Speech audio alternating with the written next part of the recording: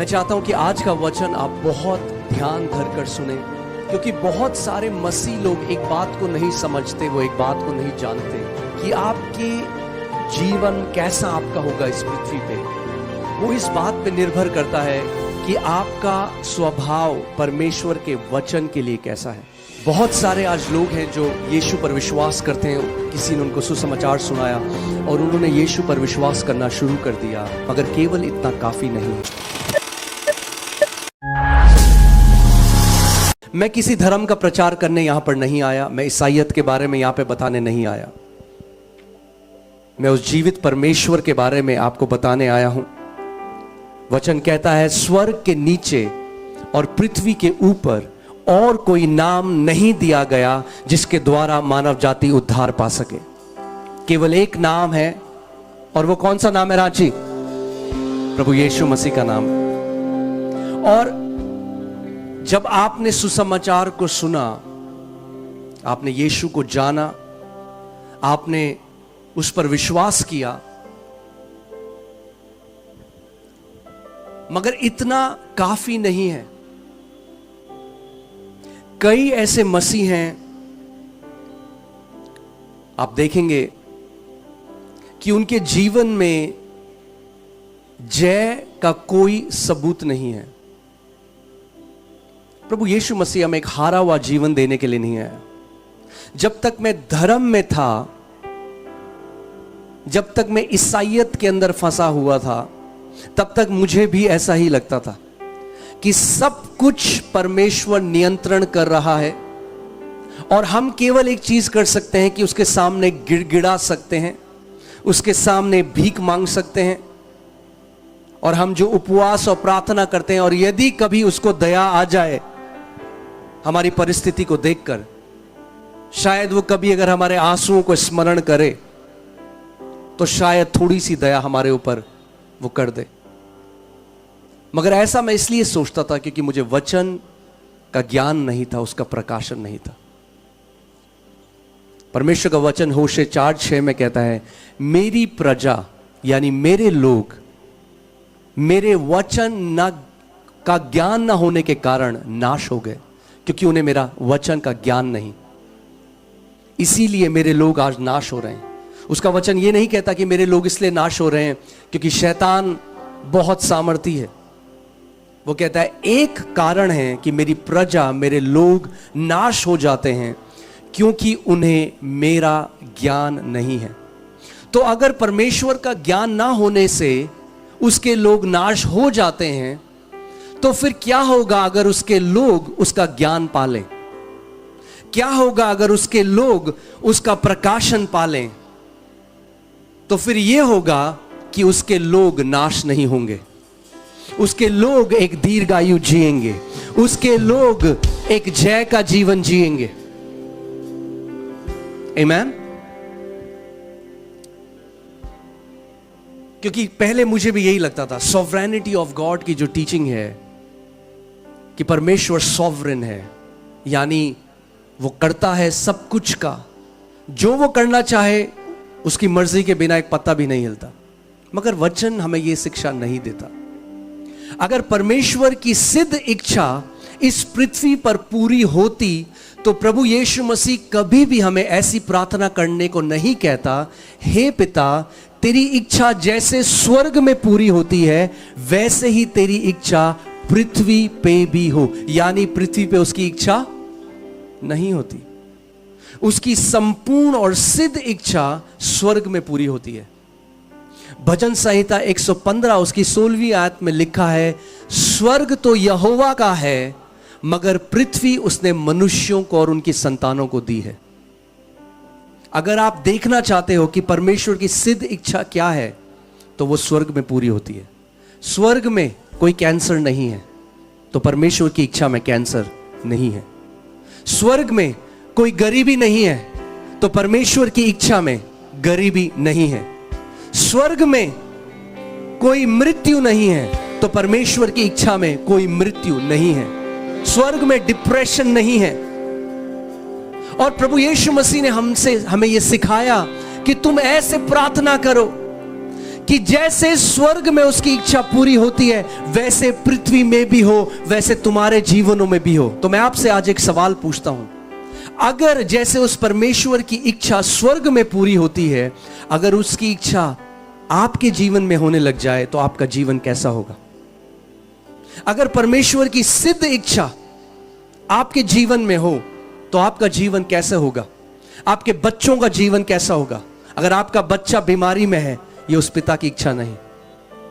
अगर आप कर्जों में हैं, डिप्रेशन में हैं, परेशानियों में हैं, तो ये आपके पिता की इच्छा नहीं है। यीशु ने कहा, चोर तो इसलिए आता है कि चोरी करे, नाश करे और घात करे, और वो शैतान के विषय में ये बात कह रहा था। मगर मैं इसलिए आया कि तुम जीवन पाओ और बहुत आयत का जीवन पाओ। सो यीशु को जानना, यीशु को मानना, बोलो यीशु को मानना। आपकी आवाज नहीं आ रही मुझे, जोर से बोलो यीशु को मानना। हाँ, यीशु को मानते आप सारे हो, मगर जानते कम लोग। मानना यीशु को और जानना यीशु को, दोनों दो अलग अलग चीज हैं। आप यीशु मसीह को मान सकते हो, आपका मुक्तिदाता, मगर क्या आप उसको जानते हो?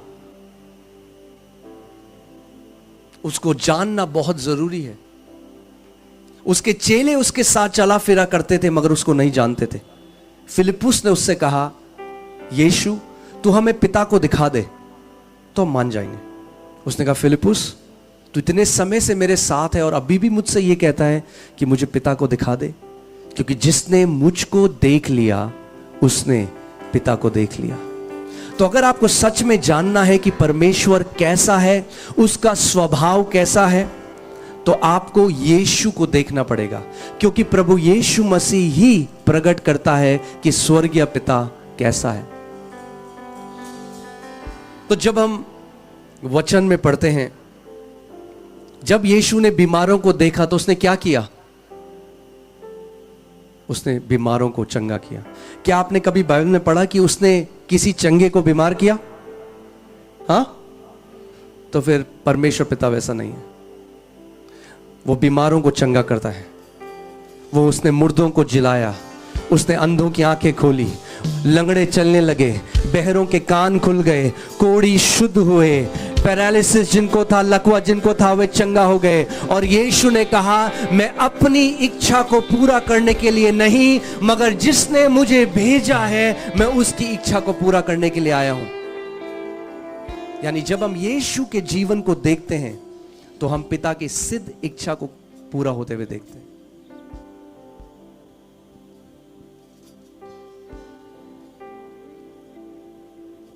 आज अच्छा है, ये 4 दिन की सभा है और भी बीच बीच में मीटिंग होती रही और होती रहेंगी।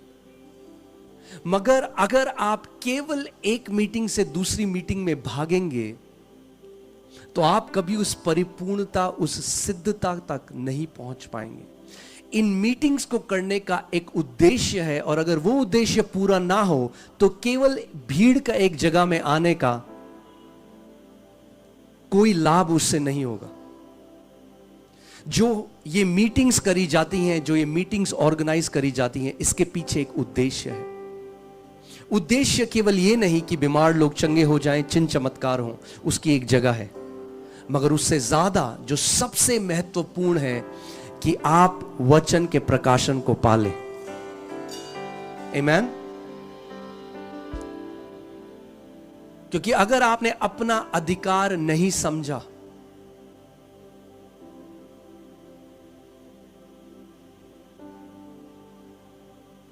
अब ये सोचिए, कुछ बच्चे हैं जो स्विमिंग क्लासेस लेने गए, हाँ, तैरना सीखना चाहते हैं, तो एक कोच के पास गए सीखने के लिए,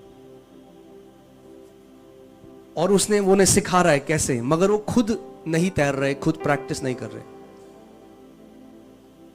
तो कोच के तैरना काफी नहीं है जब तक सारे बच्चे तैरना ना लग जाएं। ये जो 5 फोल्ड सेवकाइयां हैं, जो apostle, profit, pastor, evangelist, teacher, ये जो 5 सेवकाई परमेश्वर ने अपनी देह में रखी हैं, वो इसीलिए रखी हैं कि हर एक बेटा और बेटी परिपक्व हो जाए और वो स्वयं महान कामों को कर सके। आज मैं चाहता हूं कि आप वचन बहुत ध्यान धर कर सुने, क्योंकि अगर आप वचन को समझ गए, उसके भूख आपके अंदर आ गई, वचन की भूख, तो आप एक हारा हुआ जीवन नहीं जी सकते।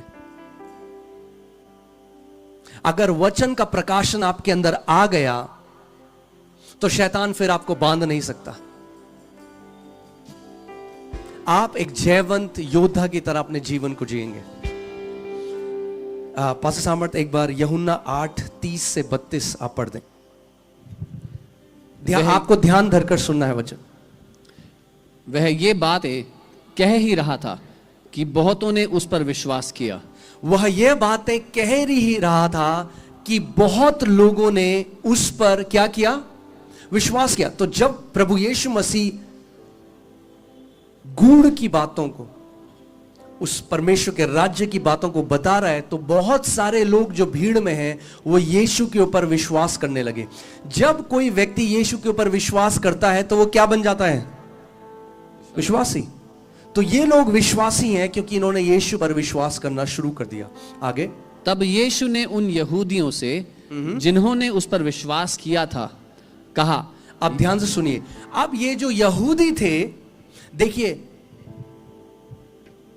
हम अलग अलग कुल जाति से, अलग अलग भाषा से आए। परमेश्वर ने हमें चुना है। प्रकाशित वाक्य में लिखा है कि परमेश्वर ने अलग अलग कुल, अलग अलग भाषा, अलग अलग जाति से हम लोगों को मोल लेकर छुड़ाया है, अपने पास बुलाया है। तो ऐसी ये जो यहूदी लोग थे जिन्होंने यीशु पर विश्वास करने लगे, वो अब वो विश्वासी बन गए, मगर उनको एक इंस्ट्रक्शन, एक निर्देश प्रभु यीशु मसीह दे रहा है।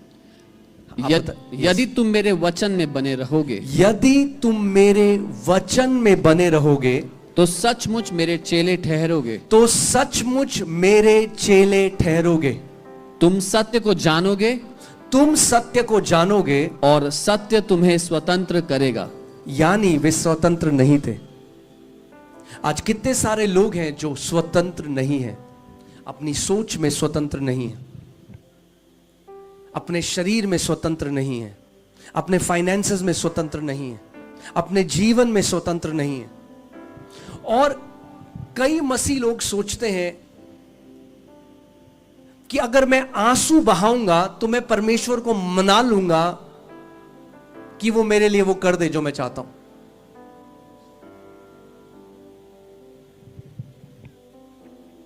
अगर मैं ज्यादा उपवास करूंगा तो मैं परमेश्वर से को मना लूंगा। तो कई बारी हम उपवास को एक टोटके की तरह लेते हैं। अच्छा, ये काम नहीं बन रहा, मैं 21 दिन का उपवास में चला जाता हूं। उपवास बिना प्रकाशन के करना एक रीति रिवाज है, और कई लोग सालों से करते आ रहे हैं, 30 साल 40। उपवास बहुत जरूरी है, आप गलत मत समझिएगा। मैं ये नहीं कह रहा उपवास जरूरी नहीं है। हम कलीसिया में हम लगातार उपवास करते हैं, हम लोगों को सिखाते हैं, मगर उसके पीछे प्रकाशन जानना बहुत जरूरी है। तो प्रभु यीशु मसीह इन यहूदियों से कह रहा है जो विश्वासी बन गए कि अगर तुम मेरे वचन में बने रहोगे तब तुम मेरे चेले ठहरोगे। ये विश्वासी है, यानी जो कोई यीशु पर आज विश्वास कर लेता है वो विश्वासी है, मगर चेला वही है जो उसके वचन में बना रहता है। और ये जो इंग्लिश में शब्द है अबाइड, अगर आप टीम वो लगाएंगी, जो शब्द अबाइड है, आप देखेंगे ये जो शब्द है मेनो, जो ग्रीक में, इब्रानी में नहीं, हाँ यूनानी में, सॉरी, यूनानी में जो शब्द है मेनो, अबाइड, वचन में कैसे बना रहना है। अब सवाल ये आता है, प्रैक्टिकल हम समझते हैं, मैं आपको प्रैक्टिकल एक टीचिंग देने आया हूं कि जब मैं चला भी जाऊं, आप आत्मा में बढ़ते जाओ, आप प्रकाशन में बढ़ते जाओ।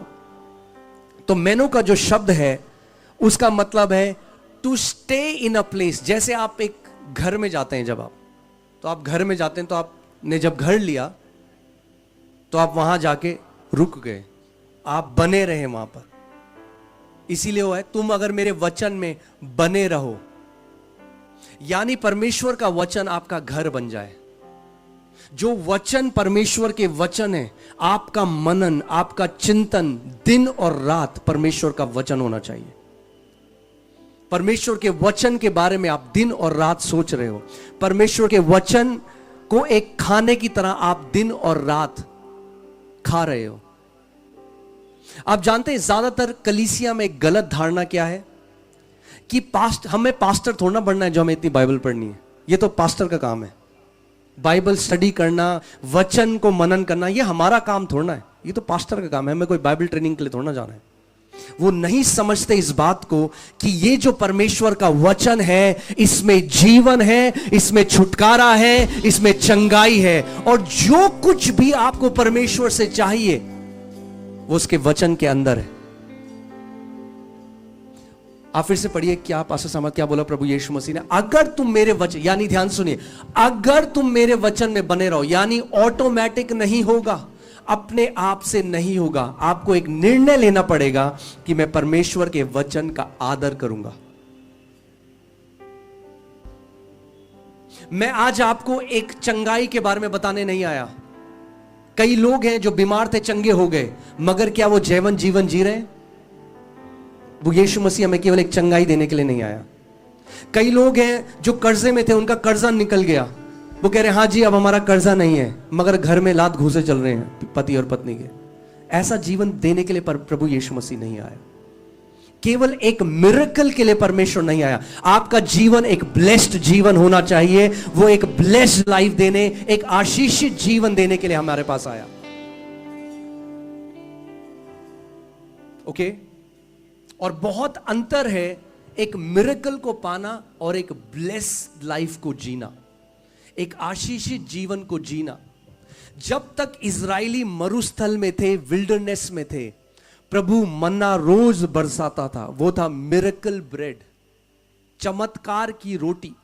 आज कितने मसीह हैं, 30 साल हो गए प्रभु को जाने में, आज भी कहते हैं प्रभु मेरे पास किराए का पैसा नहीं है, तू किराए का पैसा दे दे। फिर वो गवाही देते हैं हमारे पास पैसा नहीं था किराए का, प्रभु यीशु मसीह ने किसी के मन में डाला, उन्होंने हमारा किराया भर दिया, हालेलुया। और लोग खुश होते हैं, हालेलुया, बहुत अच्छी बात है। अरे 30 साल बाद तो तुम्हें किराया भरना चाहिए था किसी और लोगों का। वो ग्रोथ हमारे जीवन में आना बहुत जरूरी है। तो इजरायली जो थे, जब वो मरुस्थल में थे तो रोज वो मिरेकल ब्रेड आता था, चमत्कार की रोटी आती थी। मगर जिस दिन वाचा के देश में प्रवेश करा, जिस दिन कनान में प्रवेश करा, रोटी ने आना बंद कर दिया, क्योंकि उन्होंने एक ऐसे देश में प्रवेश कर लिया था जहां दूध और मधु की धाराएं बहती थी। That's the transition from miracles to a blessed life. ये है प्रवेश कर जाना चमत्कार में जीने से एक ब्लेसिंग में जीने में।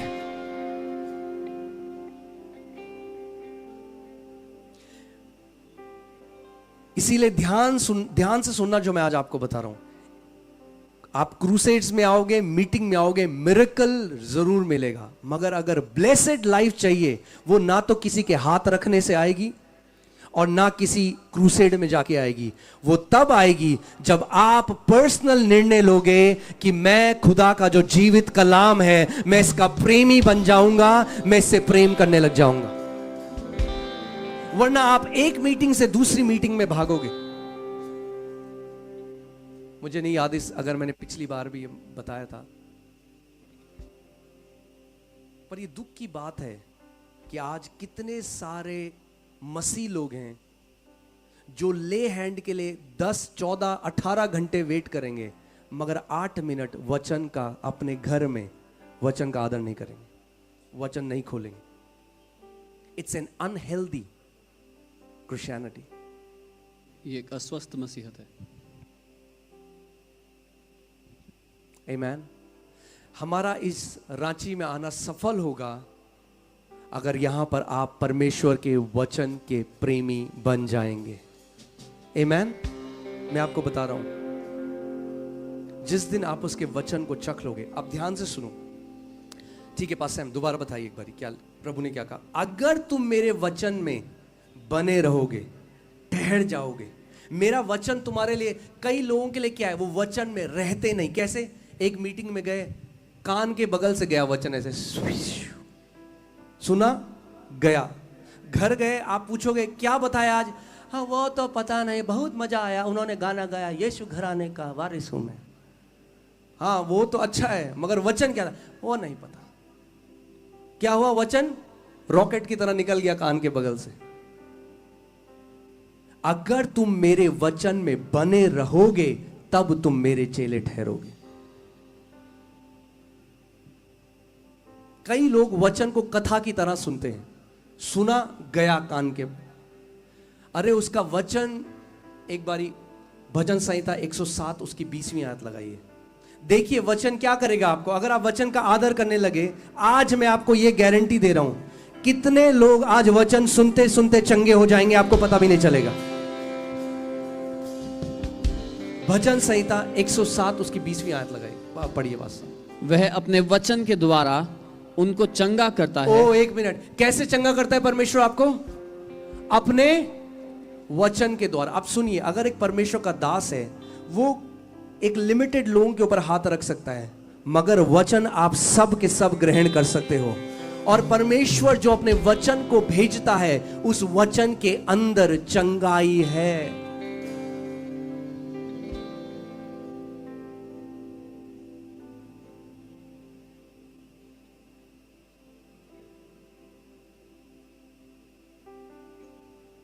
आमीन। हमेशा एक बात याद रखना,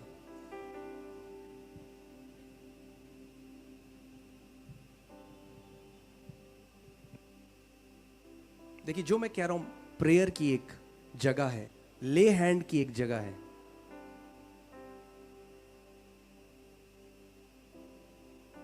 मगर वचन की जगह सबसे ऊपर है।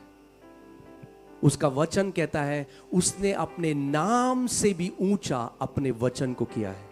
अगर परमेश्वर अपने वचन का इतना आदर करता है, तो आपको और मुझे उसके वचन का कितना ज्यादा आदर करना है। अगर तुम मेरे वचन में बने रहो, यानी जो वचन परमेश्वर आपको भेजता है उसको पकड़ लो, उसमें बने रहो, अपना टेंट गाड़ दो वहां पे। ये मेरा वचन है, ये मेरा खाना है सुबह और शाम। सोते हुए परमेश्वर का वचन, आधी रात को आपकी नींद खुली परमेश्वर का वचन, सुबह उठे परमेश्वर का वचन, ऑफिस जा रहे हो परमेश्वर का वचन बोल रहे हो, ऑफिस से आ रहे हो परमेश्वर का वचन बोल रहे हो। आगे आगे बताइए क्या होगा फिर? अगर हम परमेश्वर के वचन में बने रहे तो यीशु ने कहा कुछ होगा हमारे साथ। उसने कहा स्वर्ग और पृथ्वी टल जाएगा, मगर मेरे वचन, मेरे मुख से निकले हुए वचन का एक बिंदु किसी रीति से ना टलेगा। तो अगर यीशु हमें कुछ बात बताते हैं, आप अपना जीवन, you can bet your life on it, मतलब आप पूरी तरीके से खड़े हो सकते हो उसमें। ठीक है, तुम सत्य को जानोगे, तुम सत्य को जानोगे और सत्य तुम्हें स्वतंत्र करेगा। अब एक बात सुनिए, कई लोग प्रार्थना कर रहे हैं, यीशु हमें छुटकारा दे, यीशु यीशु हमें छुड़ा ले। वो रो रहे हैं, यीशु हमें छुड़ा ले। यीशु आपको कैसे छुड़ाएगा? वैसे ही छुड़ाएगा जैसे उसने कहा मैं छुड़ाऊंगा। आप कितना भी गिड़गिड़ाओ, उसने आपको बताया वो आपको कैसे छुड़ाएगा। मैं तुम्हें सत्य बताऊंगा, सत्य तुम्हें हर एक बंधुआई से आजाद करेगा। यानी अगर कोई बीमारी में है, उसको क्या सुनना है? सत्य परमेश्वर के वचन का। अगर कोई एडिक्शंस में है, पाप की लतों में फंसा हुआ है, शराब की आदत में फंसा हुआ है, उसको क्या सुनना है? परमेश्वर के वचन का सत्य। अगर कोई डिप्रेशन में है, उसको क्या सुनना है? परमेश्वर के वचन का सत्य। हमारा जीवन बदल जाएगा अगर हमारा ये कहना कि मेरे लिए प्रार्थना करो बदल जाए, मुझे सत्य जानना है। क्योंकि कई ऐसे मसीह हैं, वो उन्होंने किसी मिनिस्ट्री को नहीं छोड़ा इंडिया में, सब जगह प्रेयर रिक्वेस्ट भेज दी। सुबह से शाम तक वो बैठते हैं डर डर डर, इस मिनिस्ट्री को, इस मिनिस्ट्री को, सुबह से शाम तक। मगर सत्य को नहीं पहचानते, न सत्य को जानते हैं, क्योंकि उन्होंने समय व्यतीत नहीं किया सत्य को जानने में। जिस सत्य को तुम जानोगे वो सत्य तुम्हें हर एक बंधुआई से आजाद कर देगा। बीमारी एक बंधुआई है, गरीबी एक बंधुआई है, डिप्रेशन एक बंधुआई है, घर में कलेश होना एक बंधुआई है। ये सारी बंधुआई है। मगर अगर मैं यीशु के सामने केवल गिड़गिड़ाऊं, यीशु मुझे आजाद कर दे, यीशु मुझे आजाद कर दे, वो कैसे आजाद करेगा आपको? बिल्कुल वैसे ही करेगा जैसे उसने कहा वो आपको आजाद करेगा। मैं तुम्हें सत्य बताऊंगा और सत्य तुम्हें हर एक बंधुआई से आजाद करेगा। यानी अगर आप अपना काम करो तो प्रभु अपना काम करेगा, अगर आप अपना पार्ट करो तो वो अपना पार्ट करेगा। हमारा पार्ट क्या है? हमारा हिस्सा ये है, उसने कहा तुम सत्य को जानो। वो हमारे लिए सत्य को नहीं जानेगा, वो तो सत्य है, हमें जानना है। उसने कहा अगर तुम सत्य को जानोगे तो सत्य तुम्हें हर एक बंधुआई से आजाद कर देगा। तो अब सवाल ये आता है, प्रभु मैं सत्य को तो जानना चाहता हूं, मगर सत्य है क्या? क्या है सत्य? पश्चिम पढ़िए यूहन्ना 17:17। सत्य के द्वारा उन्हें पवित्र कर, सत्य के द्वारा उन्हें पवित्र कर, तेरा वचन सत्य है। तेरा वचन सत्य है। क्या है सत्य? क्या है सत्य? क्या है सत्य? तो सत्य को जानने का मतलब किसको जानना है? वचन को जानना। जब आप सत्य को जानोगे जो वचन है, तो वो वचन क्या करेगा? आपको आजाद कर देगा।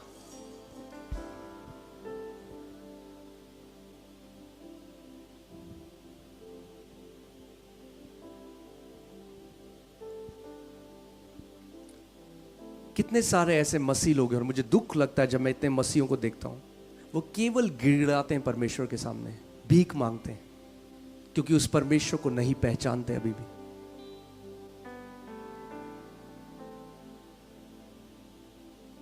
एक व्यक्ति, जब मैं बिल्कुल जवान 19 साल का था, मैं प्रभु में आया, तो एक व्यक्ति ने मुझे बोला, जो एक लीडर था, कि प्रभु तब तक प्रार्थना नहीं सुनता जब तक आंसू ना देख ले तुम्हारे। अब पूरी कोशिश कर ली मैंने प्रार्थना में आंसू निकालने की, आंसू निकल ही नहीं रहे मेरे। तो मैंने कहा क्या करूं? फिर मैं और मेरा एक दोस्त था, हमने किचन में जाके प्याज काटने लगे। मैं आपको सच्ची बात बता रहा हूं, क्योंकि अगर प्रभु को आंसू ही देखने हैं तो प्याज काट लेते हैं, आंसू जो आएंगे थोड़ा वो दिखा देंगे यीशु को। परमेश्वर मैनिपुलेट नहीं हो सकता, वो केवल एक चीज से प्रसन्न होता है, और वो है विश्वास। और विश्वास सुनने से, और सुनना परमेश्वर के वचन से होता है। आमीन। तो अब सवाल ये आता है कि कैसे उसके वचन में मैं अपना घर बना लूं, कैसे उसके वचन में मैं बना रहूं, क्योंकि मेरे यीशु ने कहा अगर मैं उसके वचन में बना रहूंगा तो मैं उसका चेला बन जाऊंगा, और अगर मैं उसका चेला बन गया तो मैं सत्य को जान लूंगा, और अगर मैं सत्य को जान लूंगा तो वो सत्य मुझे हर एक बंधुआई से आजाद कर देगा। तो अब जो सवाल है वो ये है कि मैं कैसे वचन में बना रहूं, कैसे मैं वचन को अपना घर बना लूं। और आज मैं आपको बहुत ही प्रैक्टिकल एक टीचिंग देने जा रहा हूं, जो बहुत सारे मसीह लोग नहीं करते, बहुत कम लोग करते हैं। हम लोग प्रार्थना में बहुत बात करते हैं परमेश्वर से, मतलब बहुत बोलते हैं, प्रभु ये दे दे, वो दे दे, प्रभु ये कर दे, प्रभु वो कर दे, और उसके बाद बोलते हैं हम यीशु मसीह के नाम में आमेन, और फिर हम उठ के चले जाते हैं। तो अगर आप हमेशा परमेश्वर की उपस्थिति में जाएंगे और वो बोलेंगे जो आपको पता है, तो आप बढ़ेंगे कैसे आत्मिक रीति से? आपकी उन्नति कैसे होगी? अगर आपने अपने बच्चे को स्कूल में भेजा और वो स्कूल में जाके टीचर के सामने केवल बोले और घर आ जाए, तो आपका बच्चा कभी सीखेगा कुछ? प्रार्थना केवल बोलना नहीं, प्रार्थना सुनना भी है परमेश्वर की आवाज। मैं फिर से उस सवाल में आ रहा हूं, कैसे हम वचन में बने रह सकते हैं? अपना घर परमेश्वर में हम कैसे बना लें? पास हम यहोशू 1:8 पढ़िए। व्यवस्था की यह पुस्तक तेरे चित्त से कभी ना उतरने पाए। अब ध्यान से सुनिए, मूसा, परमेश्वर मूसा के द्वारा अपने लोगों को मिस्र की बंधुआई में से निकाल कर आया।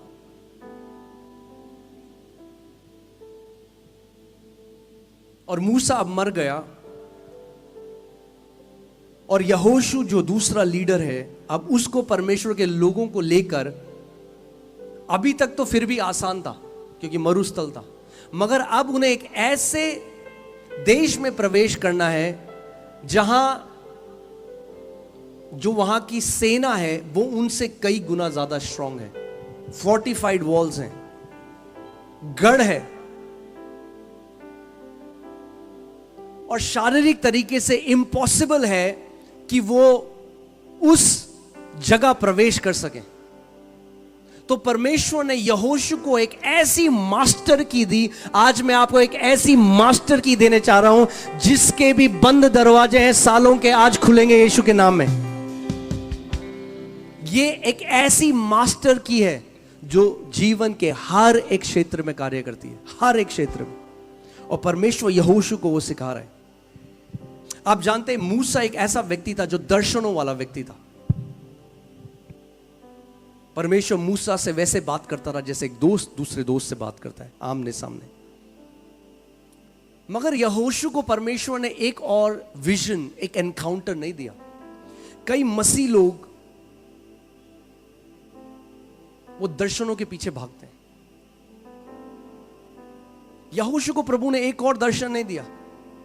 हाँ, आप पढ़िए क्या वचन प्रभु ने क्या बोला यहोशू को। व्यवस्था की यह पुस्तक, व्यवस्था की यह पुस्तक तेरे चित्त से कभी ना उतरने पाए। तेरे चित्त से कभी।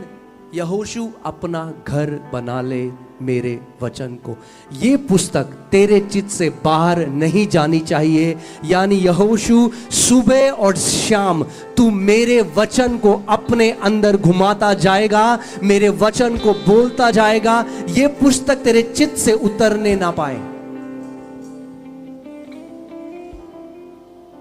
हाँ जी, इसी पर दिन रात ध्यान दिए रहना। इसी पर दिन और रात ध्यान दिए रहना।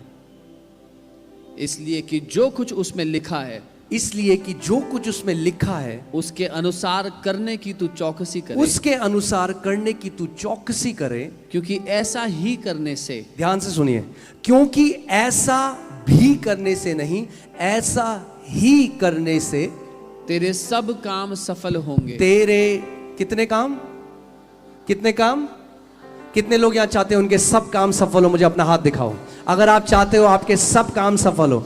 अगर आप चाहते हो आपके सब काम सफल हो। प्रभु ने यहोशू को कहा, यहोशू तो एक काम कर, तो 40 दिन का उपवास कर, तेरे सब काम सफल होंगे। ये नहीं कहा, बोला अगर तू चाहता है तेरे सब काम सफल हो। और आगे क्या लिखा है? तेरे सब काम सफल हो और तू प्रभावशाली होगा। और तू प्रभावशाली, तेरे वचनों में प्रभाव आ जाएगा, तेरे जीवन में प्रभाव आ जाएगा। तू साधारण नहीं रह जाएगा, तू असाधारण बन जाएगा। यहोशू, जब मेरा वचन तेरे अंदर, तेरे चित्त में समा जाएगा, जब मेरा वचन तेरा चिंतन बन जाएगा, जब मेरा वचन तेरा खाना बन जाएगा, तेरा पानी बन जाएगा, जब मेरे वचन से तू प्रीति रखने लग जाएगा, जब सुबह और शाम तू मेरे वचन का चिंतन करेगा, उसका मनन करेगा, उस पर ध्यान देगा, तो तेरे सब काम सफल हो जाएंगे। ये मास्टर की परमेश्वर ने यहोशू को दी। और क्या हुआ उसके बाद आप देखते हैं, यहोशू सुबह और शाम परमेश्वर के वचन को, क्योंकि कई लोग ये नहीं जानते कि ये जो वचन लिखा गया है, ये वही वचन है जिसके द्वारा परमेश्वर ने पूरी सृष्टि को रचा है। चांद, सितारे, ये पृथ्वी, ये पेड़, जो कुछ भी आप देखते हो, जो आप नहीं देख सकते, वो परमेश्वर के वचन के द्वारा सृजा गया है।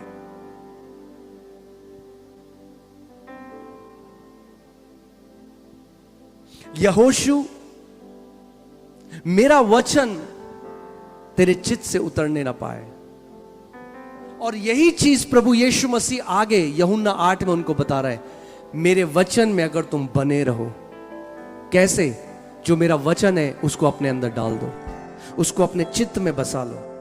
अब आप समझिए, दो तरीके मसीह हैं। एक जो पूरी जिंदगी गिड़गिड़ाते हैं परमेश्वर से, प्रभु तू कब करेगा, क्या तू देखता नहीं, क्या तू नहीं सुनता, मेरा बच्चा बीमार है, प्रभु तू क्यों नहीं करता, प्रभु तू कब करेगा, मेरे साथ कितनी दुहाई दूं मैं तुझे। और फिर कुछ ऐसे हैं जो उसके वचन को लेकर उन प्रतिज्ञाओं पर मनन करते हैं दिन और रात, क्योंकि उसका वचन कहता है कि हर एक प्रतिज्ञा जो परमेश्वर की है वो हां और आमीन के साथ हमारे जीवन में पहले से कर दी गई है। And God cannot say no to a promise he has said yes to. परमेश्वर एक ऐसी प्रतिज्ञा को जिसके लिए उसने हां कहा है उसको ना नहीं कह सकता। और आप जानते हैं परमेश्वर के वचन में 7,000 कितनी 7,000 प्रतिज्ञाएं अपने लोगों के लिए। 7,000। यानी अगर आप एक नई प्रतिज्ञा हर रोज लेकर उस पर मनन करेंगे आपको सालों लग जाएगा। और एक प्रतिज्ञा परमेश्वर के वचन का एक वादा इतना पावरफुल है, आपको और आपकी पीढ़ियों को बदल सकता है। आपकी और आपकी जनरेशंस बदल जाएंगी अगर आप वचन पर आदर करने वाले हो गए और एक वचन आपने पकड़ लिया। कई लोग वचन रीति रिवाज की तरह पढ़ते हैं। देखिए, कलीसिया में हमने प्रार्थना की सामर्थ्य को समझ लिया है। कई लोग हैं जो प्रार्थना करते हैं, बहुत प्रार्थना करते हैं, मगर जैसे हम प्रार्थना कर रहे हैं उतना ही महत्व हमें उसके वचन को भी देना है। ये केवल पास्टर्स के लिए नहीं है, ये हमारे जीवन का आधार है। क्योंकि जब परेशानियां आपके जीवन में आएंगी, जब प्रेशर आपके जीवन में आएगा, तो केवल एक चीज है जो आपको संभालेगा, वो है परमेश्वर का वचन।